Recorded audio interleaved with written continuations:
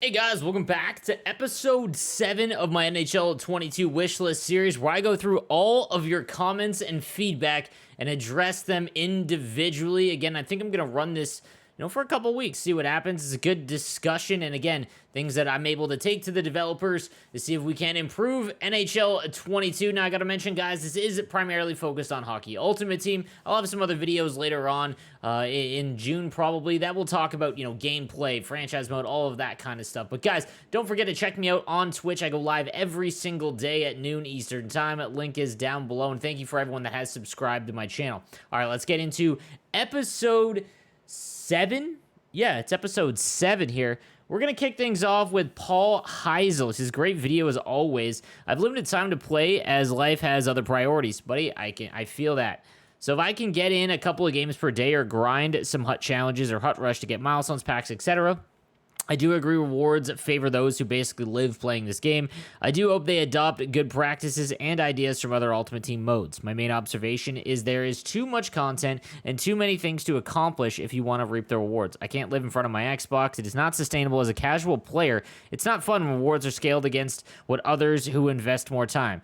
Your reward should be based on what you're able to accomplish, not what you accomplish compared to others. Those who excel and invest the time can get better rewards, but not because they are compared to a guy who plays 2 games a day if he's lucky. So, agree and disagree with this. So, the thing I will say is that if you invest time and you're able to, your reward should reflect that. I think that, if you could get the same level of rewards or basically the same by playing, an hour a day as opposed to someone who plays 4, I don't really agree with that. I think obviously it's frustrating, but you should be able to build a team and get much more rewards or more coins if you're able to invest more time. I think my biggest issue with NHL 21 is that I literally play this game for a living, and I didn't have a significant advantage over other people because there just wasn't guaranteed rewards. And I think we go back to that, and we talked about it a bunch, is that guaranteed rewards are just completely null and void in this game.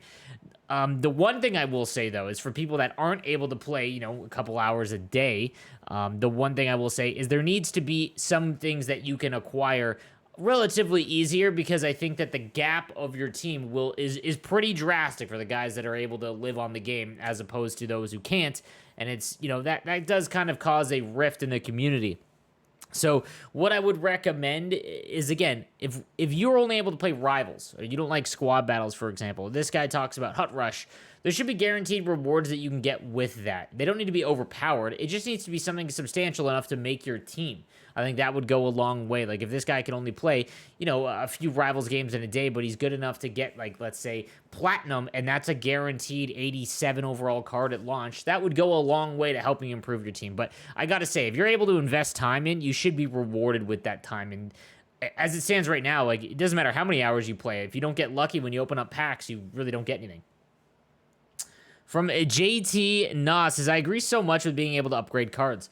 I always thought it would be cool if you could upgrade base cards through challenges or XP points, maybe to have a max on how high each card can go from where it starts, or have it like if a card goes without a goal in 5 games, it starts to regress towards the beginning, mainly to keep the value of different releases. And if there's going to be challenges, they can't be overly insane, or no one who works will get them. The other thing that would be cool is around synergies. I do like them a lot more than the old training cards, but they pigeonhole your old team unless you can afford more team with your Vasilevsky or a team full of cards that don't need synergies, which is expensive as hell. I was thinking you could attach them to the players, so it's not a free for all. If you have like grinders who can't be speedsters, that would be snipers and playmakers. But a grinder could get like howitzer or workhorse, and the other player types would have specific synergies you could put on them. And to go back to the first part, as you upgrade the card to get like +2 to your synergies, I think this would make it truly Ultimate Team, because right now you can't make an Ultimate Team out of my actual favorite players or the ones from my favorite team without going to, because I'd never get my synergies activated, and half my team would be 82 overalls because I can't upgrade them. So a lot of things here. So he mentions the upgrading cards. So that's like the parallel system in MLB. That needs to be added 100%. I will be just absolutely barking for that until it's added into the game. I think the parallel system where you just your card goes up by +1 overall, +2 overall, just by performing with that card. I think that needs to be added in. In terms of synergies, I talk about that a little bit too. In my personal wish list, he makes a good point. You can't use your favorite cards and play competitively. Not even competitively, just play, and not have yourself at a hindrance, because while everyone you should want to use the cards that you want to use, even if you're not a great player. Let's say you play in Division 8, okay? But it shouldn't put you at a disadvantage. So by using the guys you like to use and that are some of your favorite NHLers. The synergy system is very difficult, in my opinion. He talks about it in this a little bit. It's very difficult to activate all the synergies you want with your favorite cards, and I think that removing team-based synergies would go a long way, because then you're not just like, oh, this guy has distributor, I need to get him. That would go a long way.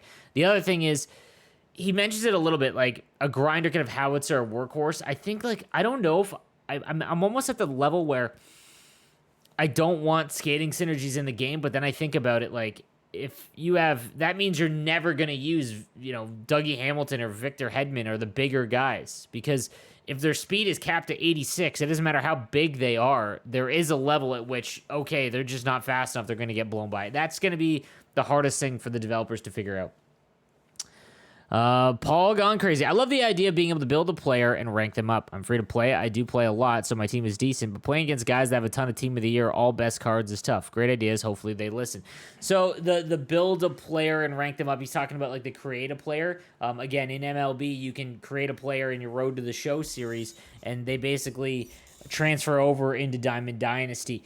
I'm not a huge proponent of that, because I don't really I think it's kind of cheesy to have some guy on an Ultimate Team roster. But that being said, it is kind of fun, and it does kind of mesh the modes really well. So I could see that being an advantage. The only thing I'm scared about is that everyone would just make a 6-foot sniper with max shooting and as fast as he could possibly be. I think that everyone would just end up with the same kind of player. But I agree. There needs to be a way to have some sort of competitiveness. The one thing I go back to is having an overall level on Hut Champs. So if you play Rivals or ranked seasons in MLB, that should be free for all. You built this team, use that team. Hut Champs, it's the most competitive mode, and the best players, they more often than not do win, regardless of team. But there are times where someone that is much worse than them has a better team and just able to flick up and score. That's just the nature of hockey, and when you have 99 overall attributes, it's much easier. So I think possibly having a rank limit would be huge, or an overall limit. So say you can only have a few guys over 90 overall, and then you've got to kind of build your team out the other way, a lot like what they do in BR mode in MLB. From Samuel Boschman, what I'd like to see is challenges using single players, like maybe Ovi, score 3 goals to him to complete the challenge. And it would be even better is if they could make it just Be a Pro, where you control one player. So you can focus on competing a specific challenge with a specific player, just like MLB, and these challenges could be used towards building a better version of that player or something like that. But again, just like MLB's player programs, having something like programs in NHL would be amazing. So yeah, I will mention that. Be a Pro is in the game. Locked on player, that's in the game. What you should be able to do is basically just be a pro. It's hey, here's this Ovechkin, this flashback Ovechkin that you can earn. Let's say the launch Ovechkin is 85 overall or 86 overall, and you can earn an 89 overall version by doing all of his challenges. And imagine, it wouldn't even be that difficult. It'd be score 2 goals with Ovechkin in this game, okay? And let's say it's early on, okay? So you got to wear the Ovechkin jerseys, or the Washington Eagle jerseys. And it's okay, you go into a game, your player locked as Ovechkin, you have to take shifts off, you don't just stay on the ice the whole time, it's Be a Pro, and you try and score 3 goals with him, and it gets harder and harder and harder. That would be awesome. I think that'd be a really cool way to make challenges somewhat interesting, because what we have now is just so boring and tedious. Sean Choppin. First off, thank you for the plateau videos. I've been winning a lot more games, but I feel like a lot of decent players aren't playing anymore, and that's why I'm moving up division so easy. That is, unfortunately, some of the case, but this is some of the best times to actually work on your game, because, you want to be able to be at the top of your level going into NHL 22. So your ideas are brilliant. Would love to see them implemented in Hut, but my main issue is being able to keep players in their respective divisions. I'd like to play Hut for decent games and not matches. Not not to blow out players that aren't as skilled in lower divisions like a lot of people like to do, especially when it had championship rewards for guaranteed rewards. I had to stop playing for almost a month because it was so ridiculous. Even if they put in the 5-game division calibration to put you in your respective division after you fall out of your division, just like when you start hot rivals at the beginning of the year, or figure out a rating system where you can't drop lower than a certain point after you calibrate your ranking in the beginning of the year. So it's more fair to everyone that plays. And if you recalibrate, it takes all your rivals points away for rewards for that week. Because a lot of people play 50 games to get rewards. Their DNF until they get to a lower division, still getting rewards. I agree. The rewards need to scale. It needs to reward you for being better, getting better at the game, 100%. And I talked about that guaranteed event rewards being something that could be implemented quite easily. So if the Lit versus Grid event was what started the year, let's say if you're in Division 1, you can earn a Lit versus Grit card, or you have a choice pack of 6, one for each position, and you can choose who you want. It's going to be slightly better than all the other divisions that you can get.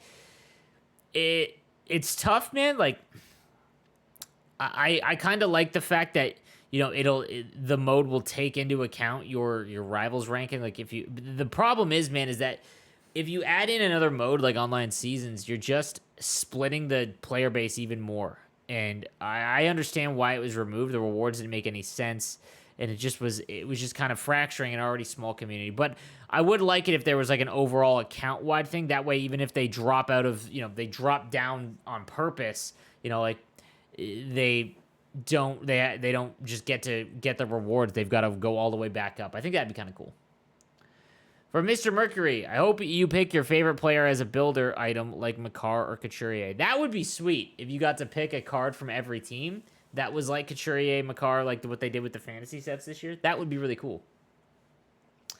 I think the menus in the auction house need a revamp. It's frustrating trying, for example, search for jerseys without an option for home and away jerseys. Not being able to search for a card with multiple synergies. This could mean you simply toggle the synergies you want to. Yes, that'd be huge. Instead of having to manually input what overall the card you're searching for, they should just have a range as selection option. That's a little bit nitpicky, but I really like your first of all, the jersey thing, the home or away. Yeah, I agree with that. That's a mess. Same with like numbers, like, you know, if you're searching for a certain number, or helmets. Like, why aren't helmets in the team-based collection so you can actually go and search for the goalie helmet of that team? Anyways, the synergy thing would be great. Just toggle on what synergy you want, and then it just automatically comes up. I think that would be really cool. These are just nitpicky items that I found a little tedious, but small changes, yes, that would be really cool. In terms of customization, I believe they should add a feature where you can change your players' tape and sticks to provide a little bit of freshness when using icons or players from Europe, where they all have the same Joe NHL stick tape and default stick. I think you should also be able to change the color scheme of your goalie's equipment to match your jerseys. That would be sweet. I think that it should really match. The stick tape thing, like going in and customly... Yeah, like, I could see that. That'd be cool, adding in more customizations. I really like the goalie thing. That should be a change for sure. All right, from Benjamin Sleeves. I love the video. One thing I'd like to say about the Team of the Week choice pack that would absolutely drive down the price of Team of the Week cards and could ruin the market for them. Absolutely, 100%. That could ruin the market for them. The thing I will say is that no one uses them. It puts more value on the cards. Like, they would be untradeable. In the scenario that I have, if like he's talking about how in Hut Champs you should earn a Team of the Week pack, and it would just be, you know, 3 or 4 random cards from this week's Team of the Week, and it would be untradeable. So it adds a better, more guaranteed incentive to it. Would it ruin the price of Team of the Week cards? Maybe. It would definitely drive them down because there's just more in it, but it wouldn't be a ton because it would be like top 250 or top 500 that get it. That's only 500 out of, like, you know, the thousands that play. But it would. As what we have right now, Team of the Week cards, other than the first day, they drop significantly in price because they just will always go down in value. They never go up. So, while it would impact it and ruin the market for them, but it's all relative. You know, that would mean that you'd be able to acquire these Team of the Week cards a little bit cheaper and make them more usable. Romando, I'm sure you won't get to this one, but here's my feedback anyway. Little does he know. Make untradeable cards be able to be traded, just not sellable for coins. Okay, so I like that idea. The thing I would say is that there would definitely be people that would just work the system on that. Because you could literally just trade them for, you know, a base card, and now you've got a tradable version. So that would be an untradeable card you'll never use. You could swap for someone with their untradeable. Oh, you're saying, yeah, see, it would be the same scenario. It would be the same scenario if someone had an untradeable base card. This delay just makes the experience more enjoyable and does very little to the market. I guess, yeah, like if it's two untradeable cards, what would be the point of it? Yeah, okay, never mind. I misunderstood. That actually makes a little bit more sense. Create a card binder locker to hold all your cards that you don't want to actually. Yes, man. I don't understand why in the collections there isn't just a spot where you can lock the card in. They don't even have to challenge, just make it its own set or make the card lockable. Yep. Have notifications for when you're completing a set with a higher value card. Are you sure you want to complete the set containing an 86 overall or greater? Actually, reroll. Yeah, that's tough with the autofill. I agree. But you got to be careful, man. Like, that's on you because it does give you a, are you sure you want to complete this? But yeah, I agree. But again, the locking of cards would just fix that. There should be big rewards the first time you're promoted to the next division. Rivals getting up those top divisions can be a grind. I feel that it was hard to get in Division 1 this year. That would be cool. You just get, again, maybe a guaranteed card, something like that, or a gold collectible. That would be cool. More transparent pack odds. Show the odds of pulling a 90 plus, 93 plus, etc. They do show this. They have to show pack odds. They do it like over an 86 plus. But yeah, I see you're saying specific ones, but yeah, they do have to show that. Every 2 months, increase the color change to purple by 2. Yes, man. Nothing like pulling a base Vasilevsky. 100%, man. Reward system for buying packs. Spend X, get X free, or earn points for X spent. Show the player base that is spending extra money some loyalty. So this would be like getting a ball in as a habit pack from buying packs. Yeah, I agree. As someone who spent money in this game, quite a bit of it, you're not guaranteed any rewards. You should get a pack that's like, here's a guaranteed 85 overall and above card here. I agree. I think that'd be cool. I actually love these ideas. The upgrade card is using the upgrade card is so brilliant. Every idea is so good. Thank you, my man. I appreciate that. The Datsuit card. This is only going to be people that aren't in the game, guys. It's only because they're not signed into the NHL alumni, the NHLPA alumni thing. So like Dominik Hasek, for example, like those guys, or if they're playing in a certain league the NHL doesn't have an agreement with, like Yager still. That's why he's not in the game. Florian says, hear me out, guys. Get rid of speed synergies. I agree. Remember that what happened at the start of the game? The only players that matter were those with speeds or have a distributor because of what team that teams looked at most everyone at the start. 2, rewards need to be improved. Either improve pack odds or give guarantee rewards like Sleeve said. Make challenges fun. Yes. The one thing I'll say about the offline challenges, guys, I've mentioned this before, is I just don't know if they can be fun. Playing offline hockey is not nearly as fun as MLB. And I don't know if it's just a reward thing. Like, I don't mind playing the offline MLB for, like, conquests and stuff like that. It gets a little tedious, but I don't know. Maybe. 4, give us something to grind for. Madden, for example, as a master player you get at the start of the year. He's like 70 overall. But yeah, 100%. I agree. I 100% agree with that. And if you want to grind him out and get to 99 on day 1 or whatever, dude, that's on you. If someone wants to put in the time, that's a guaranteed reward. Like the fantasy cards that we had at the start of the year. Get rid of gold collectibles. It's basically the only currency that matters, and it makes the game stale when the only thing you work towards sets is golds. Let us create our own jerseys and logos. The jerseys and logos thing, I think, is like a trademark thing. I'm not sure. There's a reason why it's not in HUT. I don't know why. Maybe I can get back to you on that. I love the MasterCard. 100% would love that. And again, specific individual player objectives is what is needed in this game so badly. So like you have an Ovechkin card, score 500 online goals with them, and it unlocks like the master version of it. Like that's really cool, dude. That's really cool. In terms of like the speed synergies, I agree 100% with that. DJ Cal says, I would like to see other people's teams in rivals, not in squad battles. Dude, leaderboards in rivals seem so tedious and easy to put in the game. I just don't get it. Because that would also include your recent games and being able to see, like, it's a mess why it's not in the game. It really blows my mind. All in on the Battle Royale mode? Yeah, dude. Adding Battle Royale would be so good for a HUT. Imagine having, like, you hop on a stream and, someone's trying to go 8-0 to get, like, that, base McDavid week 1 or what. Like, it would just be so much fun, man. It's so much fun. And get rid of slow motions in HUT. Want the game to... Get rid of the slow motions in HUT. Want to play the game, not watch the highlights. Oh, you're talking about the highlights after the game? Yeah, okay, okay. I mean, I think if both people hit X, wouldn't it skip out? Are you talking about the end of the period, maybe? I don't know. I agree. It is annoying, but it is a nice. The broadcast looks much better than it has in the past.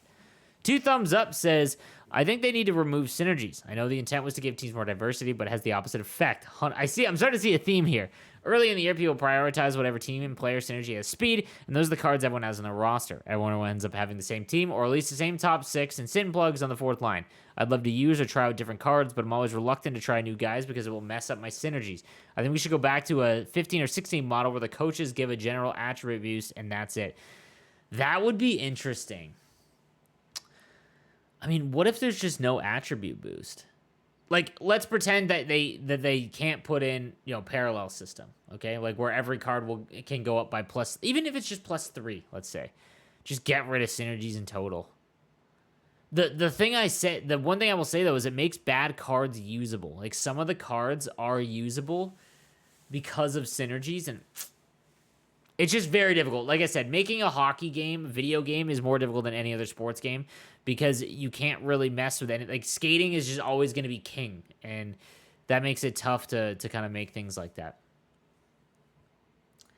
All right, guys, so that is going to do it for episode 7. Thank you guys for all the comments. I will get through all of the comments throughout this series, including the comments in this video, guys. So thank you again for watching and sticking with me all year long. I am big into MLB right now, so you want to come watch me play some MLB on stream, come check me out, twitch.tv/nosleeves12. I'll see you guys then. Have a good one.